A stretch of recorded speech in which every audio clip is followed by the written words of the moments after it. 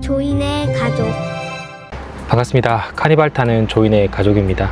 오늘은 좀 특별한 아이템전을 준비했는데요. 지난번에는 제가 청소와 관련된 아이템들을 정리해 드렸고, 일전에는 트렁크 관련된 정리 아이템들도 한번 소개해 드린 적이 있었는데요. 오늘은 운전석과 2열 수납 공간 아이템들을 한번 정리해서 소개해 볼까 합니다. 모든 아이템들은 내돈내산으로 결정되었고, 실사용기와 장단점 위주로 설명을 드려보도록 하겠습니다.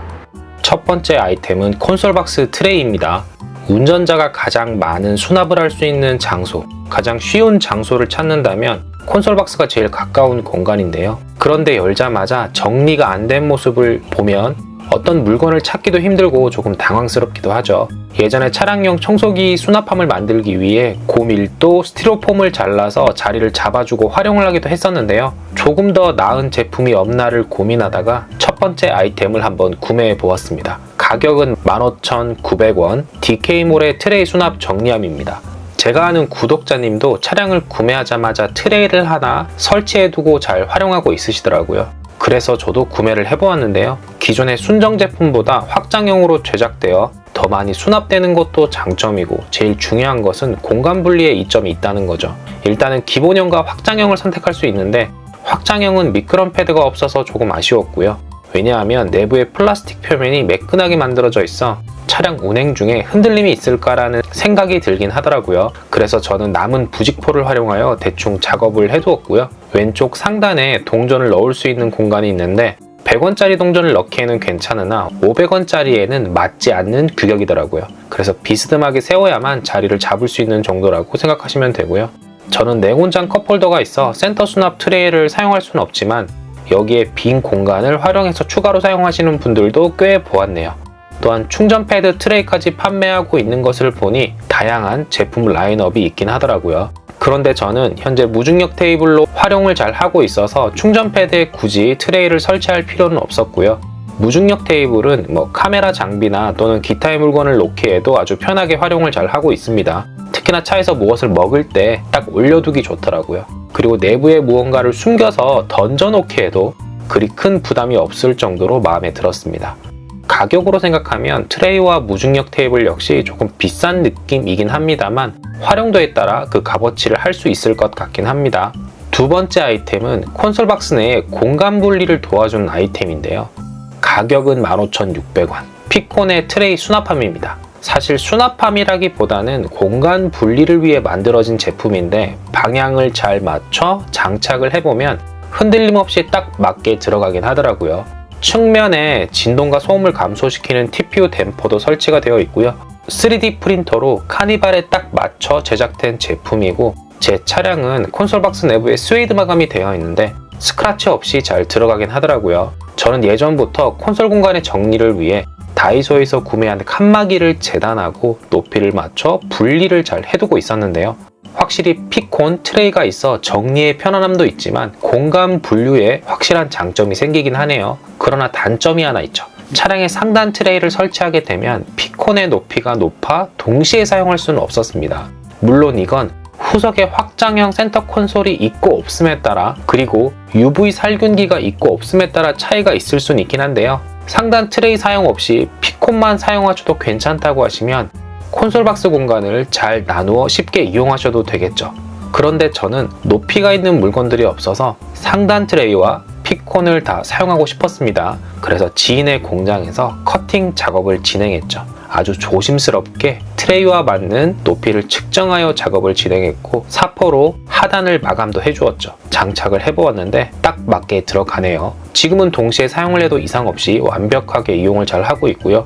개인적으로 트레이를 사용하시는 분들을 위해 높이가 다양한 제품들이 미리 출시되었으면 하는 아쉬움도 있더라고요. 또한 가공 전에는 센터 쪽에 카드나 쿠폰을 꺼내기에 조금 불편했는데 오히려 지금이 사용하기가 더 편하긴 하더라고요. 차량의 옵션과 제품의 라인업을 잘 구분하시어 필요에 맞게 선택하시면 될 것 같습니다.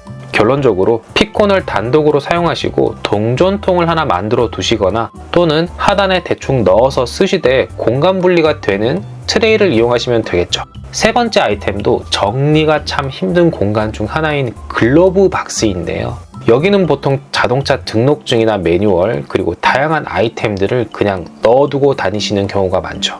쉬운 정리를 위한 본투로드의 이너백 수납 정리함인데요. 가격은 25,700원입니다. 센터 콘솔만큼이나 이곳은 정리하기가 어렵기도 하지만 무엇보다 물건을 찾기가 제일 힘들기도 하죠. 강도가 좋은 펠트지를 사용하여 딱 맞는 핏으로 제작이 되었고 아무래도 글로브 박스의 형상이 일반적이진 않기 때문에 삼각형 형태로 만들어져 있고요.